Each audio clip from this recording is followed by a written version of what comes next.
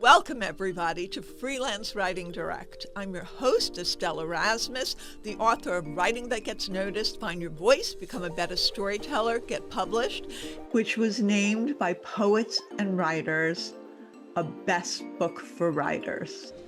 Every week, I speak with novelists, with authors, with writers of every niche to talk about their tips, their tricks, their strategies, and how the sauce is made, including creative advice.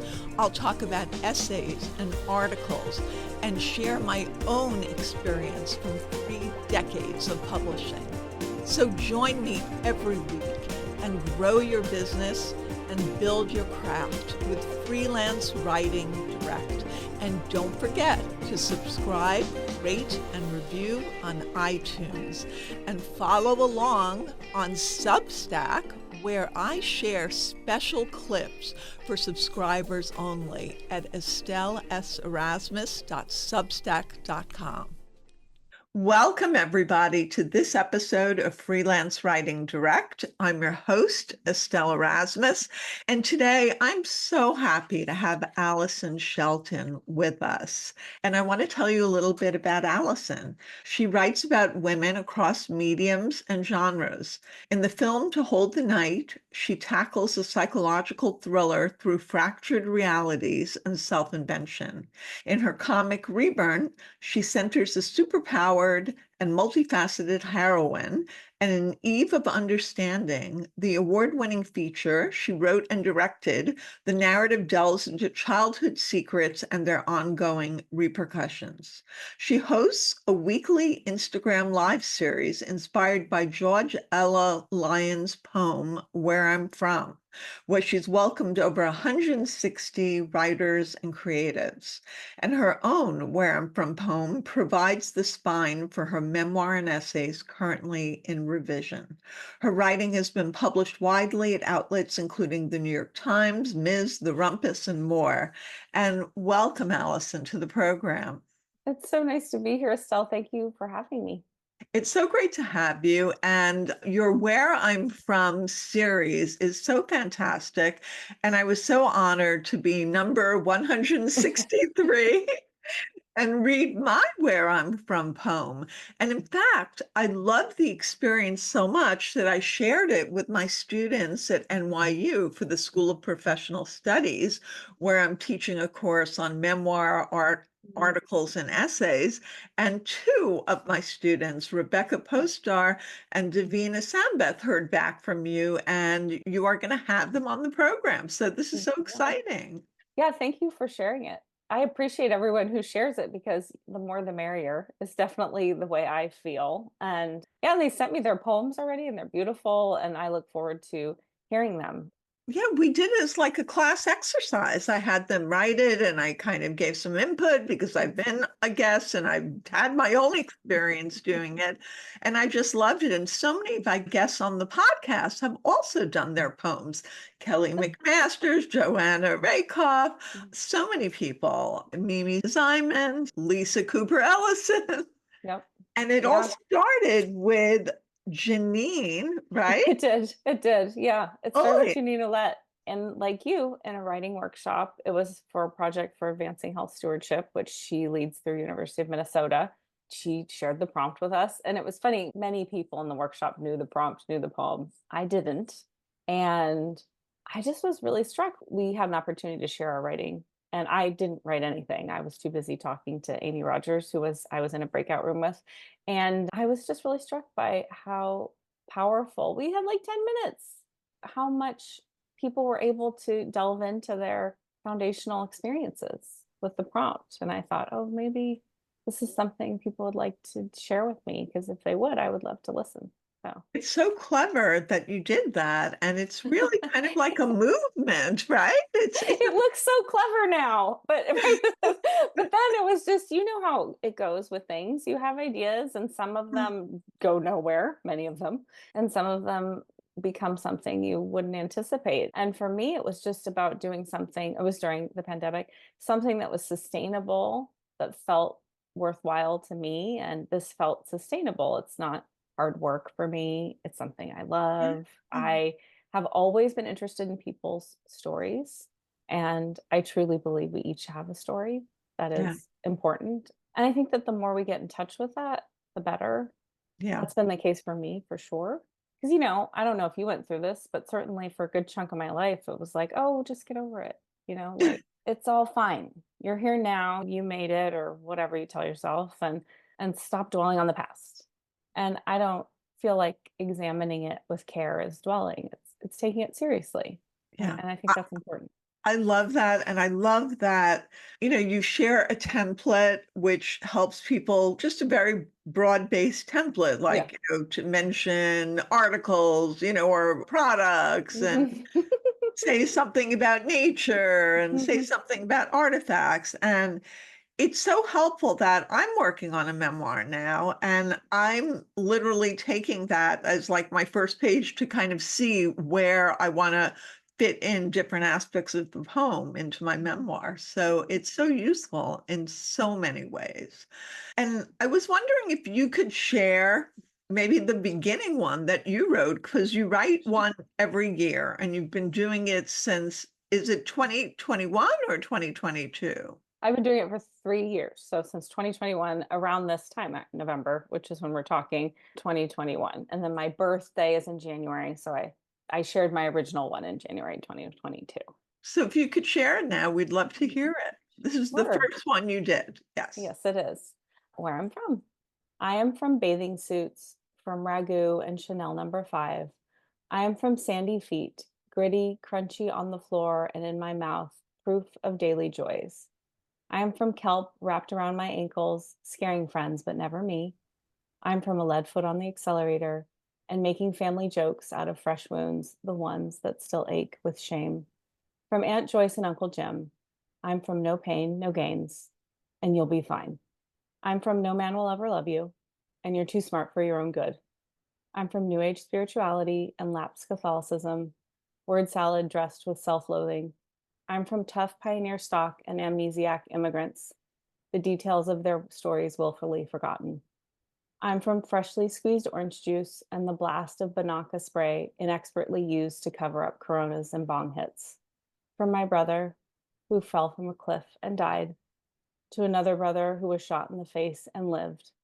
In my closet, stacked and organized, sit my early memories, showing me how we once appeared whole, performing a certain type of affluent, effortless togetherness.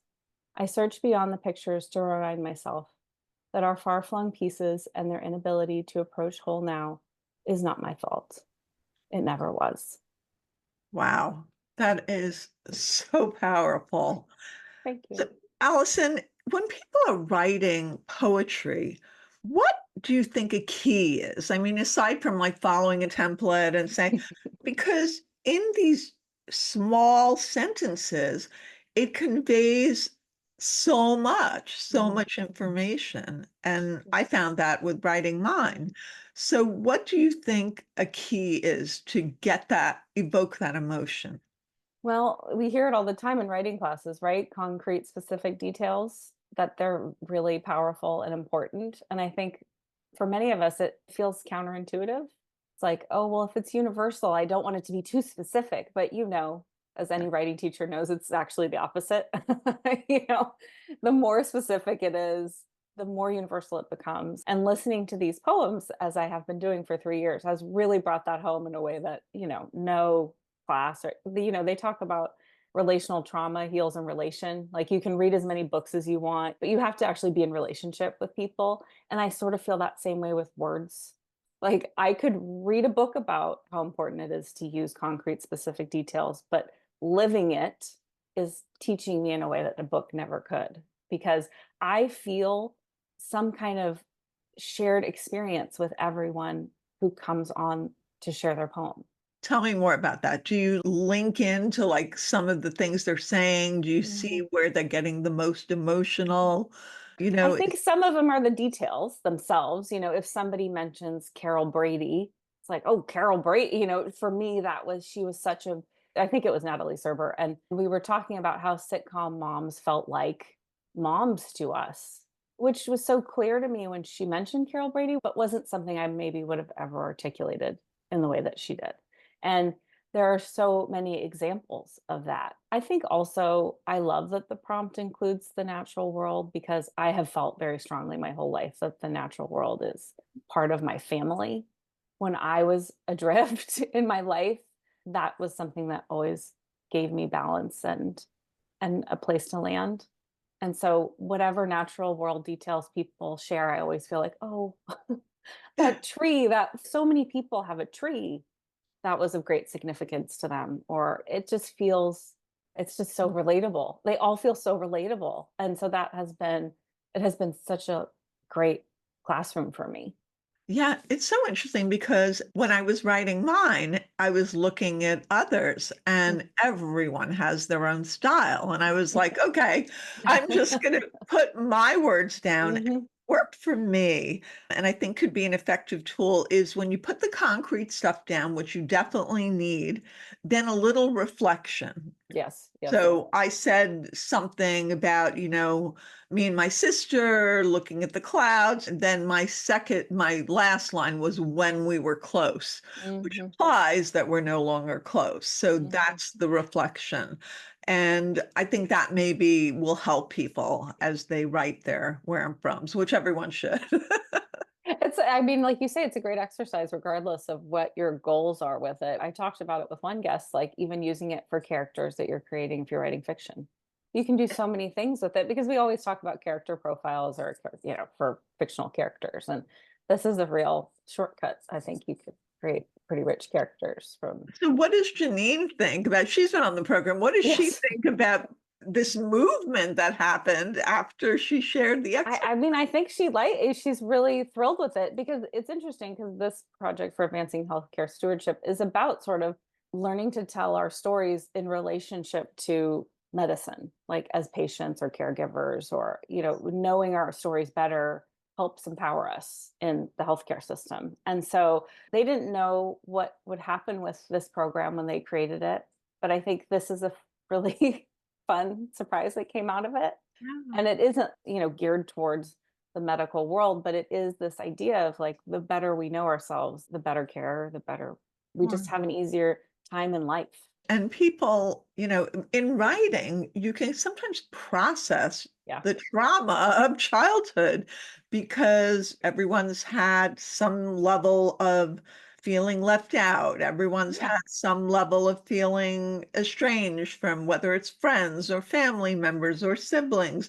Everyone's had that feeling where they don't fit in or they're a round peg in a square hole, growing up. I mean, it is so common. So elucidating that and then sharing the emotional implication of it, I think is such a strong way to bring that across. And you mentioned in your poem that you've had sibling loss.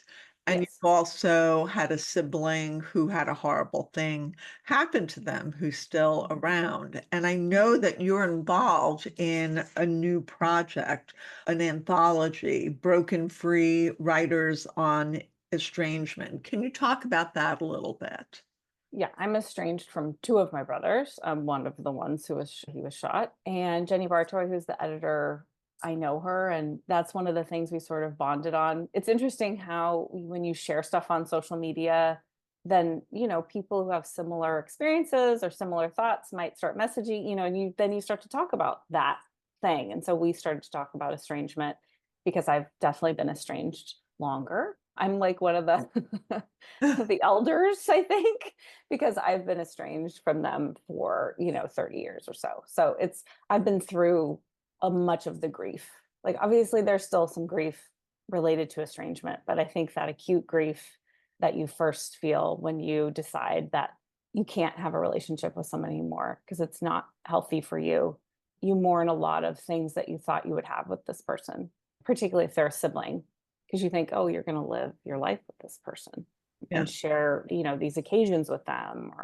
And now I feel just great. I have feel pretty peaceful about it because I feel a lot safer in my life on a day-to-day basis. I don't have as much self-loathing as I did. And I know that those things are related to being estranged from them. I want to ask you a question about that. Is anticipatory grief part of the estrangement package, or is it something different? I think it's interesting. It's an interesting thing to think about because co-editing an anthology on sibling loss with Lynn Shattuck, and it's something we talk about. And I'm in this unique position in that a brother of mine has died, and I am also estranged from brothers. And for me, it has been a very different experience because, especially, my brother died when I was 10, so I missed out on a lot of life with him, but I don't feel this way about estrangement anymore, but I think for a lot of people, especially early on in the process, you think, well, maybe we'll talk again. Maybe circumstances will lead us to connect again. And I think that when my father died, we did connect again, obviously. My father died. I saw them around that. And it was very affirming of the choice that I had made, which is not any closure that I ever received with my brother who died. Like, he died. And so you're doing what artists and writers do. You channel whatever Yeah. it is that you've Hmm. been affected by into your writing. And Yeah. do you have any tips for writers who are channeling that kind of traumatic situation into their writing, whether they're writing a poem or whether they're writing an essay for an anthology or a personal essay? How can they mitigate, the feelings while also writing something in a universal way that people will relate to it? It's not just this one little Mm. segment of the population. That's such a good question, Estelle. Wow. I think for so long I wrote fiction because I was too uncomfortable with getting as close. I wrote screenplays and it felt too hot to the touch. And for me, I'm glad I respected that. You hear like right from the scar, not the wound. And I think some people agree with that and some people don't. But I think you can always write from the wound. But as far as like publishing or sharing it with people, I think it's helped me. I feel like I'm writing from the scar more and I'm able to talk about it and have reflection on it. When it's so hot, I think I would feel defensive and the need to prove myself, where I feel more like this is what happened. I am secure in the knowledge that this is what happened. I go to therapy, I do things like, and I think all of that matters. Yeah. You've had the perspective of time and distance and the Yeah. ability to own your decision. And so now you can write about it from a place of deeper understanding and I also hope so. and also Right? hopefully compassion for Yes. yourself, right? Yes. Yes. I think compassion is so important. I was thinking that earlier, and how when we give it to ourselves, we can give it to the people we're writing about. And I wasn't interested in writing hey, here's a bunch of jerks. Like, that's not an interesting story. We're all kind of living through this thing and trying to make it make sense. I'm so glad you mentioned that, Allison, because I have students, and sometimes if they're beginners at writing, Mhm. or even sometimes if they're more advanced, they want Mhm. to rant on the page and Yeah. say all the things this other person did wrong that hurt their life.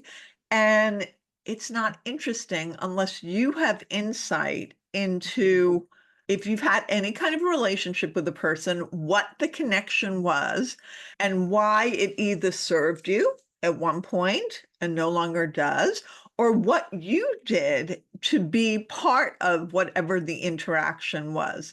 And so somebody will rant like about a mother. My mother did this, my mother did that. It's like, okay, but you stayed in the relationship. And so what was the reason that you were acquiescing to all the demands and didn't have the self-awareness or the self-respect to say, hey, look, I have to create some boundaries, right? It's usually a boundary situation.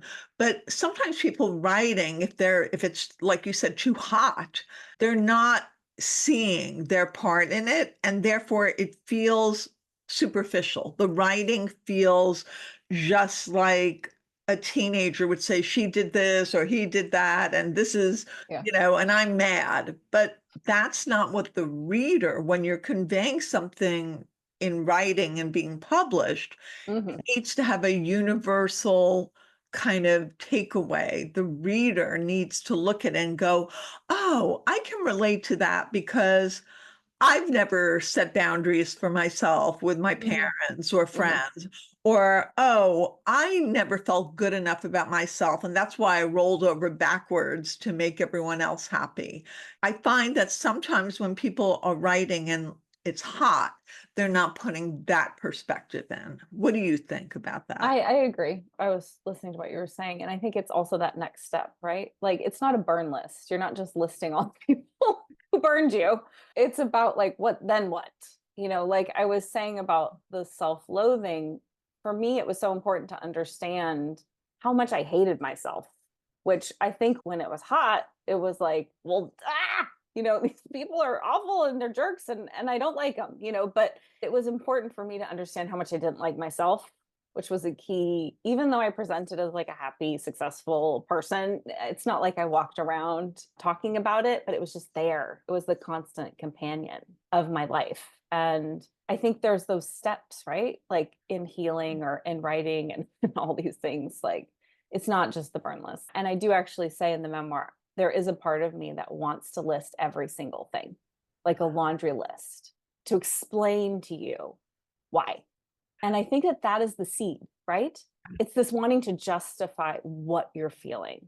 And That's instead of diving into what you're feeling, you're distracted by the details. And I think that that is actually what's going on there. But I mean, obviously I didn't know that 20 years ago.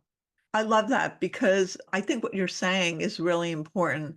When people feel they have to Yeah. justify in writing, it's not going to come across the right way on the page because Yeah. it's almost like somebody standing there in a jury, just standing Yeah. up there in Yeah. a court of law and like defending themselves. But that's not what writing is. That's not, unless you're writing an op-ed. And this is not an Right. op-ed. An That's true. essay is not an op-ed.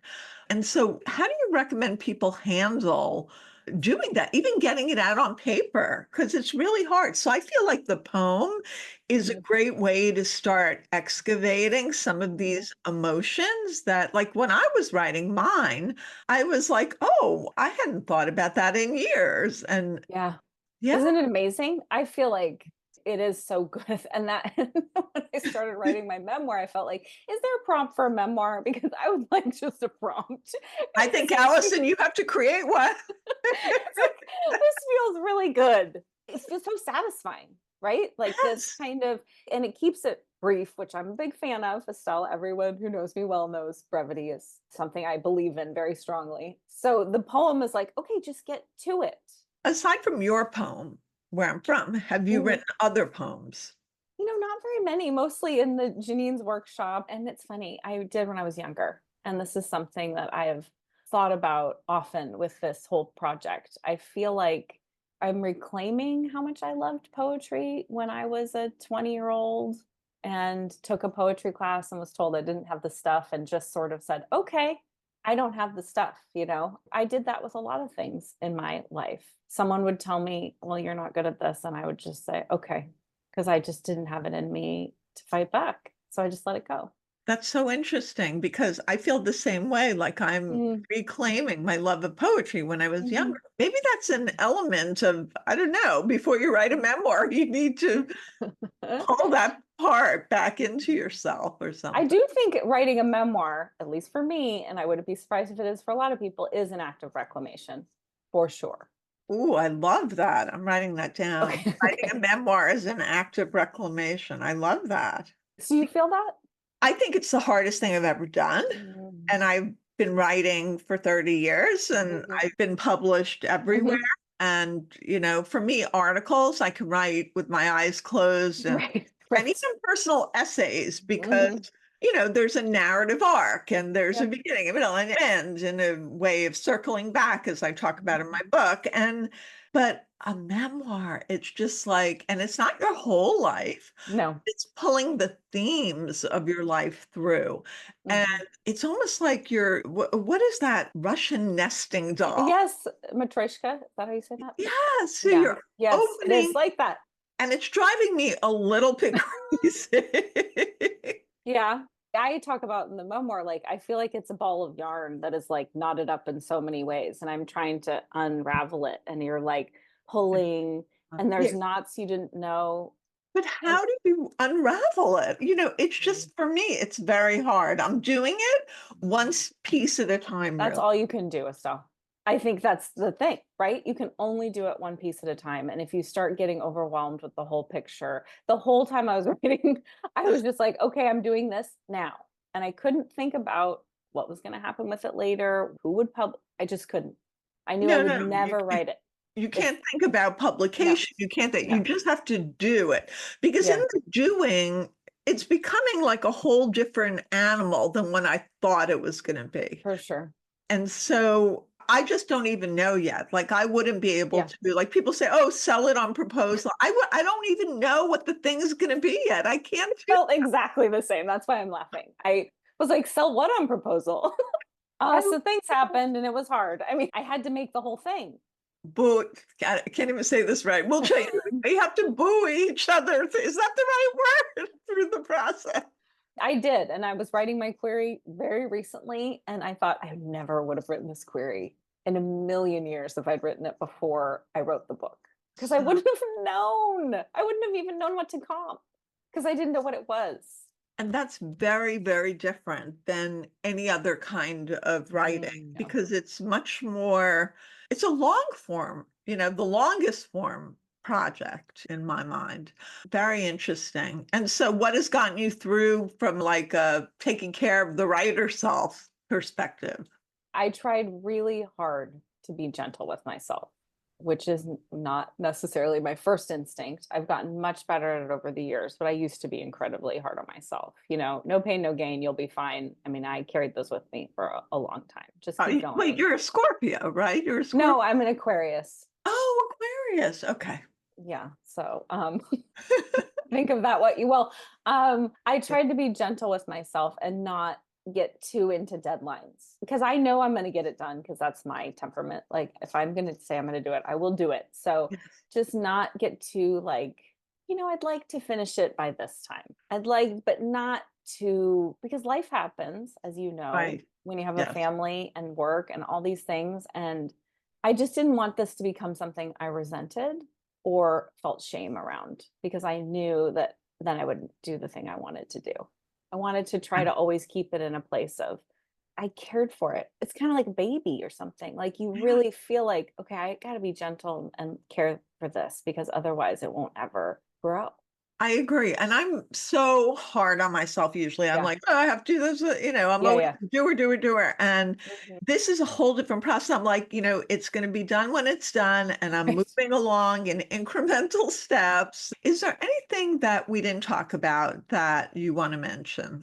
This is such a great conversation. Yeah, I loved it. So no, I'm not, I'm not sitting here thinking, oh, we didn't hit on this topic. I will say also, Estelle, on that last point, people sharing their stories about how long it took them. I found it at the one level, you're like, oh no, oh no. But then on the other, you're like, okay, I'm not alone. And so I think it's important to say, like you said, it takes as long as it takes. I mean, nobody's probably going to get rich off it. So just take the time you need to take. And I Yeah. think treating our stories with care helps us treat ourselves that same way. It has helped me for sure. And I'm trying to retain that energy as I take it out in the world because that's what matters is the reclamation and the care and what I've learned. That's beautiful. And thank you so much for being such a great literary citizen. Oh, it's my joy. Honestly. God, there's a lot of good books out there. Absolutely. I'm so glad we're connected, and I'm going to share all the contact information for you in the show notes. So thank you so Yes. much, Alyson. Thank you, Estelle. I really appreciate it. This was lovely. Follow me at estelleserasmus.com on my website and on social media, which is Instagram, TikTok, and Twitter at Estelle S. Erasmus. And we're now on YouTube for Freelance Writing Direct. Follow along, and soon everyone will be reading what you're writing.